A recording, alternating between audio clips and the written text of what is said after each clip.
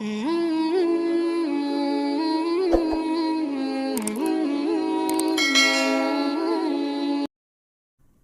আলাইকুম বন্ধুরা, আশা করি আপনারা সকলেই ভালো আছেন। বন্ধুরা, আজকের এই ভিডিওতে আমরা বলবো যে রমজান মাসে টিভি দেখার ফলে কেন একজন মহিলাকে তার মৃত্যুর পর তাকে টিভি সহ কবরে দাফন করা হয়েছিল, সেই সম্পর্কে একটি বিস্ময়কর সত্য ঘটনা, যা শুনে আপনি বিস্মিত হয়ে যাবেন।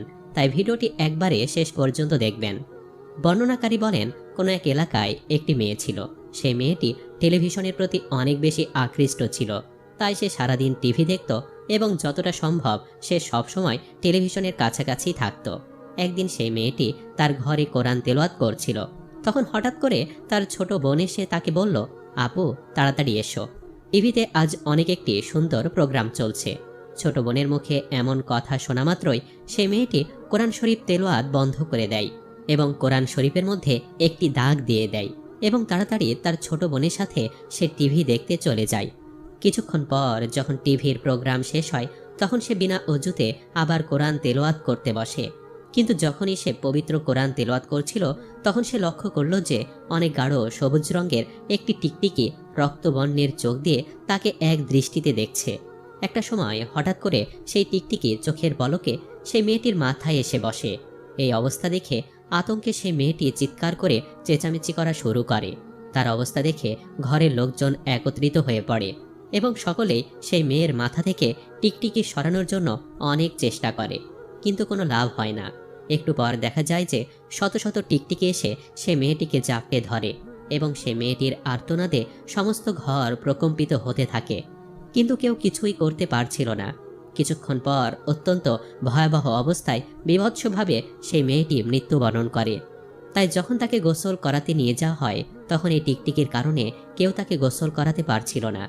এখন এই ব্যাপারে কি করা উচিত, তাই তার জন্য সবাই ইমাম সাহেবের শরণাপন্ন হন।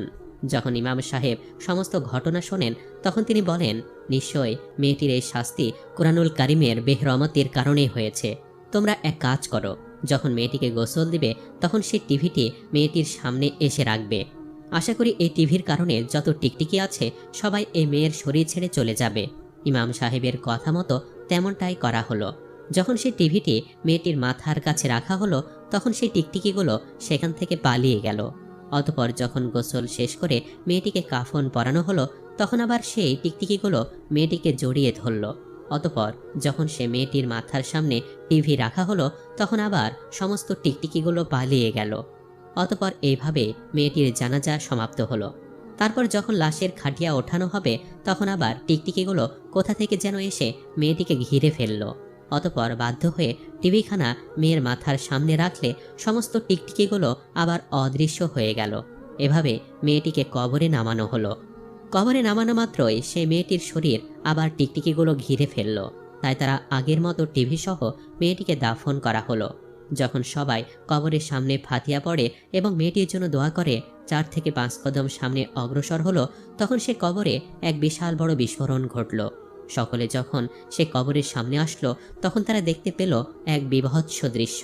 তারা দেখতে পেল যে কবরের মধ্যে সেই মেয়েটির শরীর টুকরো টুকরো হয়ে গিয়েছে এবং মাংসগুলো লাফাচ্ছে, আর আস্তে আস্তে কিছু মাংস কবর থেকে বের হয়ে এসেছে। এমন ভয়ানক দৃশ্য দেখে সেখানে যত লোক অবস্থান করছিল, তারা সকলেই প্রাণ বাঁচাতে সেখান থেকে পালিয়ে গেল। এবং পরবর্তীতে সেই মেয়ের কি হয়েছিল এবং সেই লাশের সাথে কি হয়েছিল তা শুধুমাত্র আল্লাহ তাআলাই ভালো জানেন।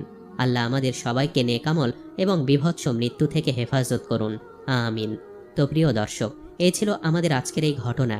কেমন লাগলো কমেন্ট করে অবশ্যই জানাবেন। আজ তাহলে এই পর্যন্তই। আপনারা ভালো থাকবেন, সুস্থ থাকবেন।